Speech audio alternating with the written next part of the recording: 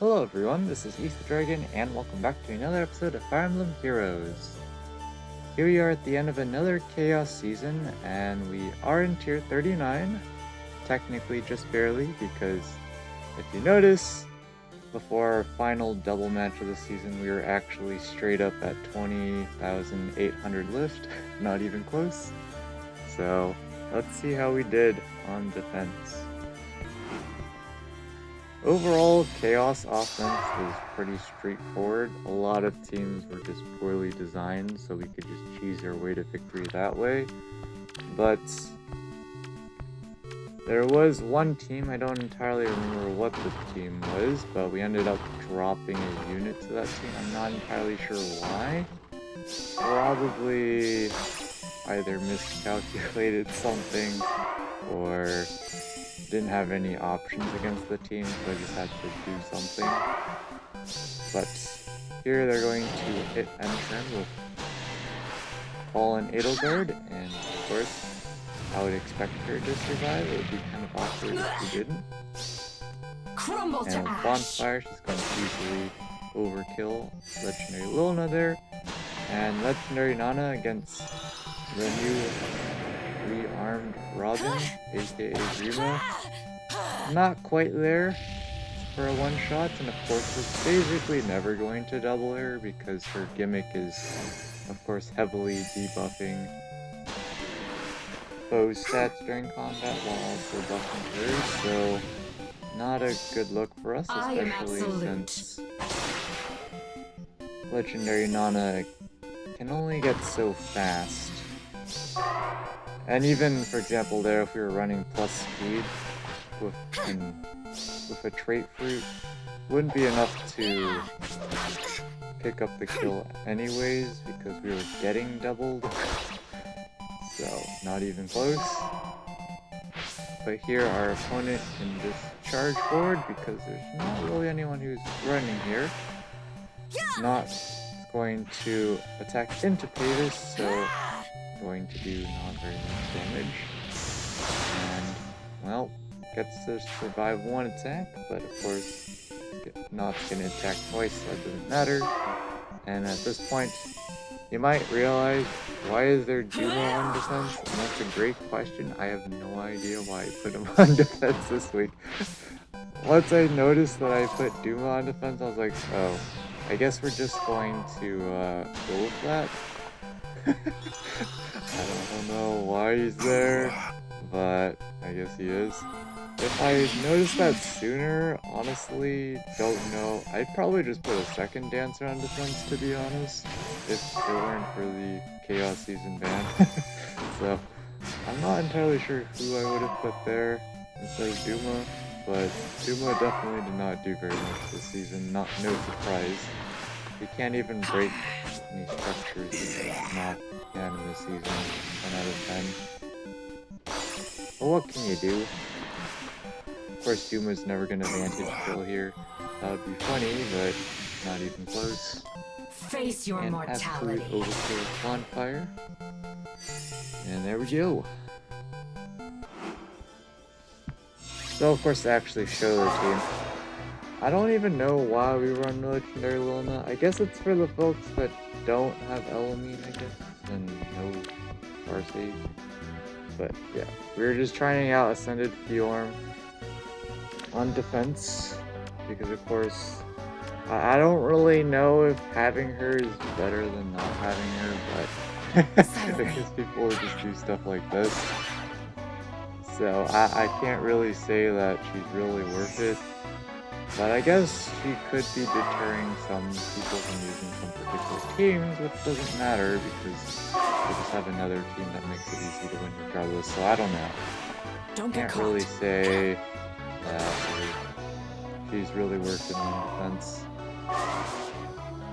Even at max investment, plus 10 and all that stuff, she would still just die turn 1. It doesn't really do much for us, but here our opponent does not run far enough, so at least we can pick up a kill here. But since we don't have the bonus defense mythic, at most we can lose 60 lift, so it's pretty bad.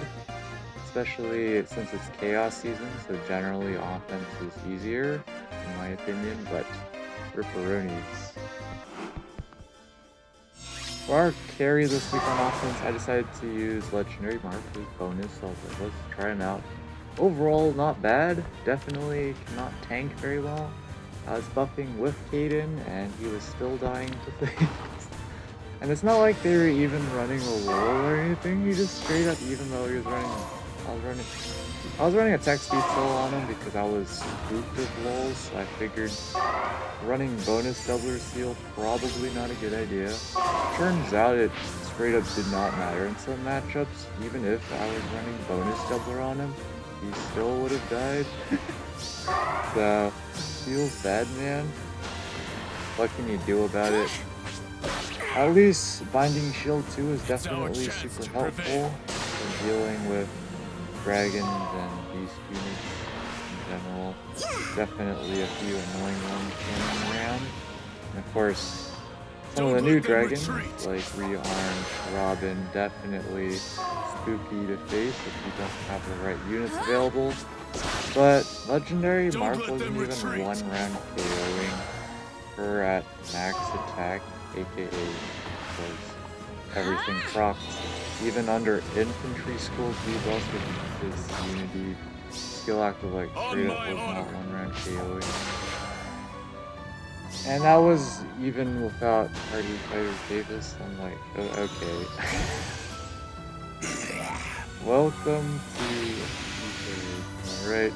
I'm not entirely sure what of course it was not like really far from picking up the kill, but it was like really, you proc your special and everything and you still miss the kill, even though it's like by a small margin, but still pretty sad. But what can you do? He definitely was lacking HP, of course, despite having bonus stats. Definitely could not take multiple matchups consistently in one enemy phase. That's, I don't know. Should have buffed him more forehead. For the longest time I was debating who else to run with him on offense. I decided to run Air because the healing I figured would be nice, and she would be able to hit end turn on some commonly used mages on defense, mage cabs in particular, because of course threat range can be a problem for us to deal with. So I figured might as well chuck her there. Of course we're going to run Caden and Legendary Zura to buff across the board, and then so I was debating who to actually go for our shenanigans, and I ended up deciding to go for Legendary Crom for the extra mobility. I was thinking of doing a combo with Legendary Nana, but I figured since I already have Legendary Mark, if I'm struggling with him, something's probably up already. This battle is over. Something's probably going on with Hardy Fighter Pages or something, to the point where I could probably use Air or Legendary Crom to help me out. Of course, theoretically speaking, that's not true, because if there's a Hardy Fighter Brave Hector or something, I'm basically screwed. But ignoring that part, I figured let's give Legendary Crom a try because he's got to change fate, and he can attack. You know, he's a ranged unit. It's definitely nice to have ranged units on offense, even if the opponent has a Farsight unit. It's just that you don't want your full team to be ranged units, and then you can't engage into combat because the Farsight units nukes all your units, and you can't hit end turn because your units can't handle their nukes. So, you know, what can you do about that? But here, a little hard, of course, when you usually take out Duma because Duma can't even counterattack. So, pretty easy for them to pick up the Ether structures here. Ascended Geom, of course, not really doing anything as usual. It's just a matter of taking her out now, and well, she doesn't even have Ice Mirror up, so we all know how this is going to go. Not even close.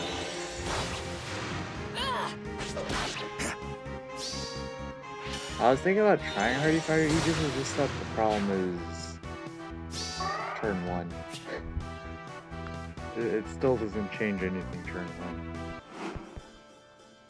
Not to mention, we all know she's just going to miss the kill on literally everything. We've had opposing Ascended Fjorms on offense not be able to kill our legendary Zera. Granted, she was on bonus of over 60 HP, but still, that's just sad. Imagine having TA as a green unit against a low defense blue unit and still missing the kill. Feels bad. Yeah. She still misses the kill even with Ice Mirror, so I mean, what are you gonna do about it? Once again, your legendary Nana too slow. Again, we're not gonna really be able to do much against bonus doubler memes. We don't have lull. If legendary Nana had lull, then maybe we'd be talking. But of course, they didn't even put him under the infantry school range for extra stats, so you know, what can you do? At least here, Ascended Fjorm picks up the kill, but again, that should be expected. If your green unit is missing the kill on a low defense TA blue unit, To the end. you might want to reconsider how much attacking.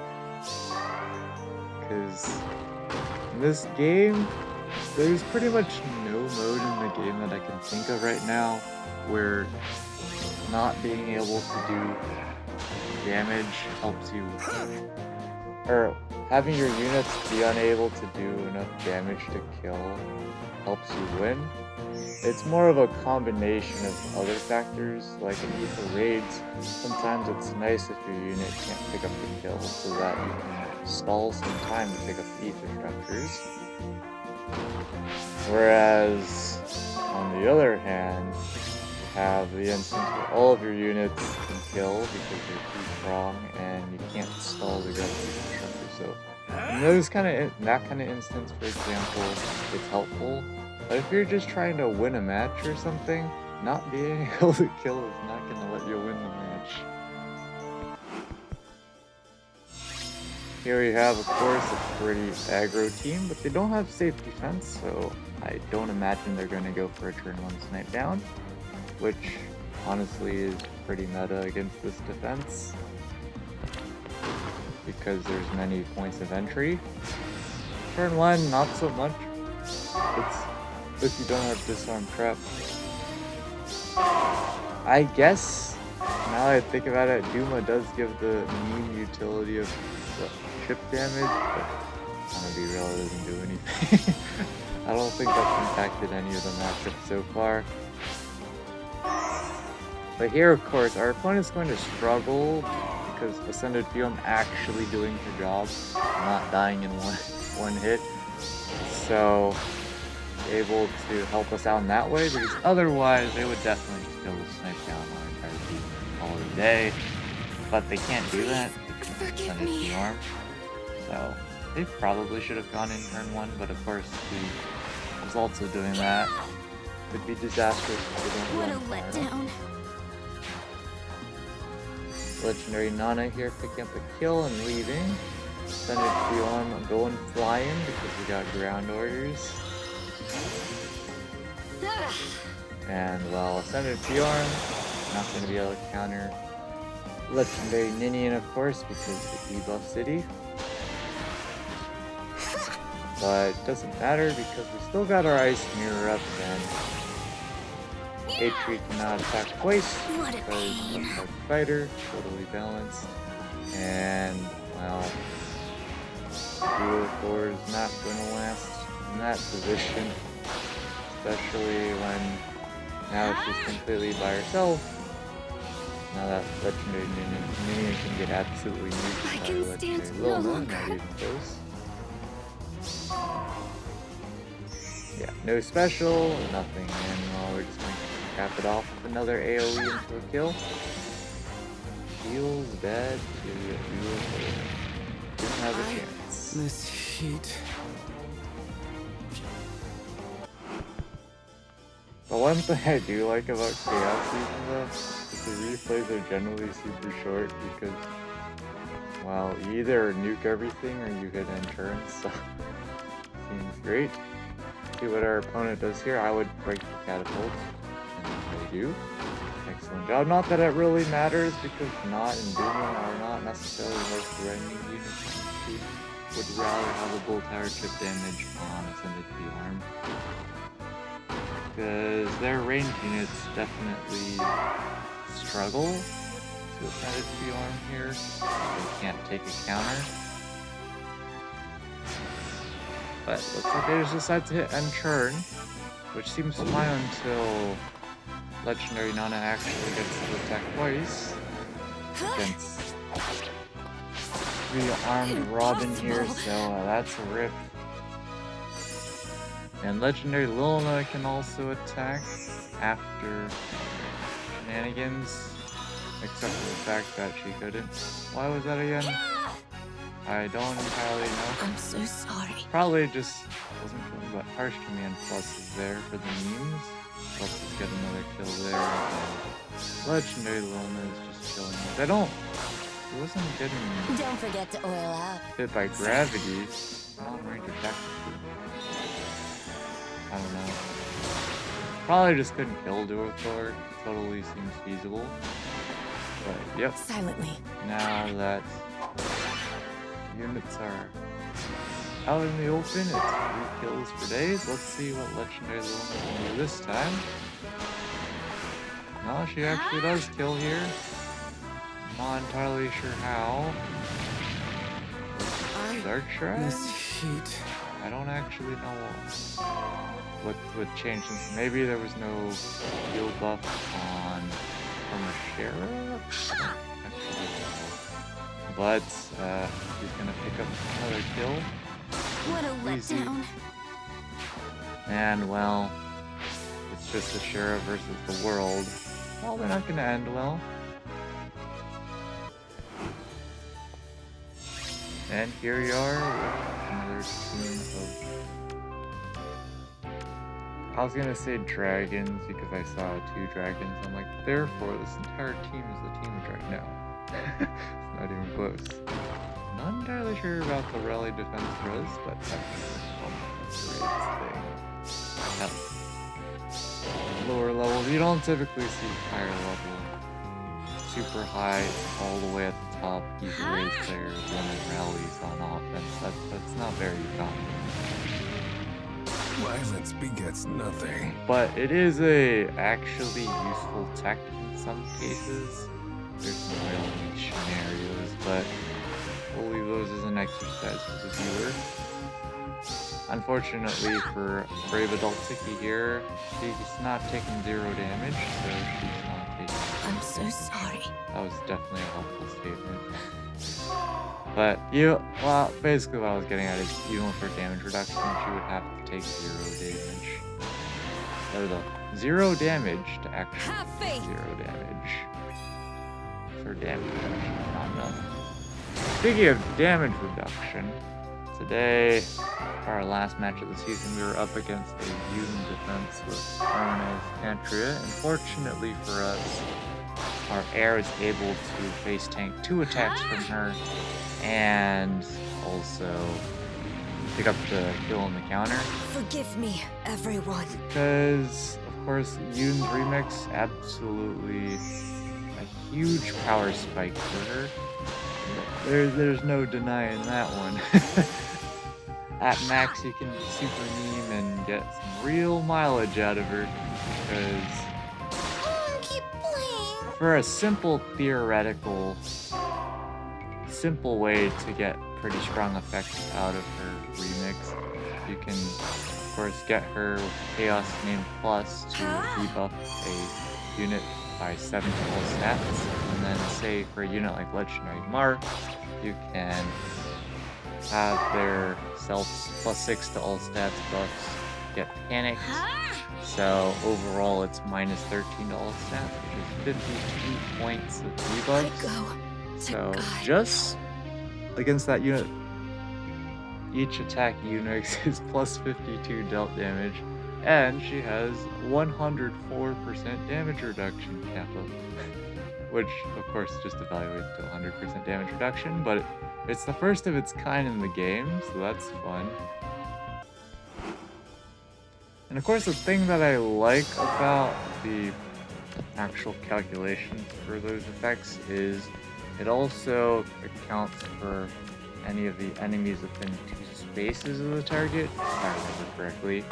So you can get some real darn good mileage out of her remix, even against units that neutralize penalties. Of course, you still can't beat Party Fighter Aegis any day of the week. But what are you gonna do about that one? You're just relying on guaranteed follow-up attacks. You can't get no follow-up unless you do some real jank shenanigans. So that's about what you would expect. Here, just speaking of what you would expect, there's got a bunch of offensive units, so they're just going to nuke turn 1, nuke the far side unit turn 1, and then call it a day. Because otherwise, if they didn't do that, they would definitely struggle to pick up the kill and Ascended Bjorn. It definitely would be still, I think, theoretically possible, but not as simple as what they did here. Well, of course, like usual, all that's left is Duma, and he's not going to be doing anything. So what can you do?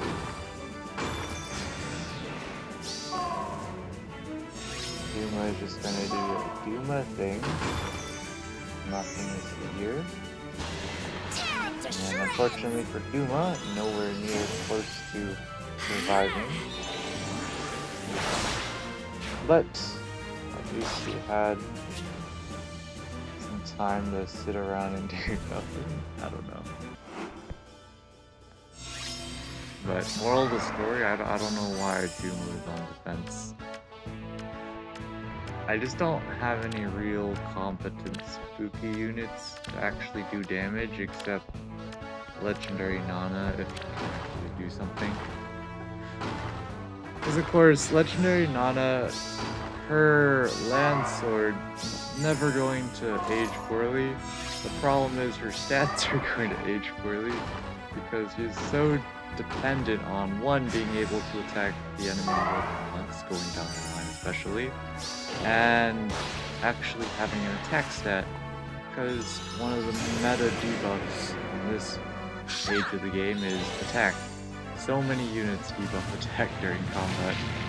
So, impossible. Legendary Nana having her most of her damage scaling off her attack, yeah, you can see how that would be a problem long term. But here, Yuri, no match for Legendary Lilna because party daring, by the way. Just my luck. So, speed preempt, not going to do anything there. And Legendary Nana just going to do absolutely nothing and probably get nuked here. Barely. That's unfortunate for us, but what can we do about it? We basically have maxed already, and their Reagan is not maxed out, so almost doesn't matter. But speaking of doesn't matter, it also just doesn't matter that Legendary Nana got one shot. Still has the rest of our team to use their units, and Legendary Lilna, of course, is going to do a lot of that work. Not as well, not going to kill as expected. And Nilla is, well, of course, not killing either. Definitely oof in terms of HP, because her general bulk stats for her gen is not terrible. It's just that the problem is she doesn't have enough HP. Well, kind of like I sent it to you on to support it, so even if you have 70 defense and res, for example, which always Noah doesn't, but even if you did, a lot of units nowadays are still hitting over 80 attack, for example, so they're still going to be doing 10 times 2, which is basically half of Noah's HP already. And yeah, we wouldn't factor in specials or any other shenanigans, or of course that more attacks. So that's what makes it a problem in this day and age, to just have pure stats. The damage reduction definitely helps a ton. If Milla had To God. damage reduction similar to Brave Dimitri, then she would be okay. But again, her a lot of units in this day and age also debuff defense during combat, so there's that.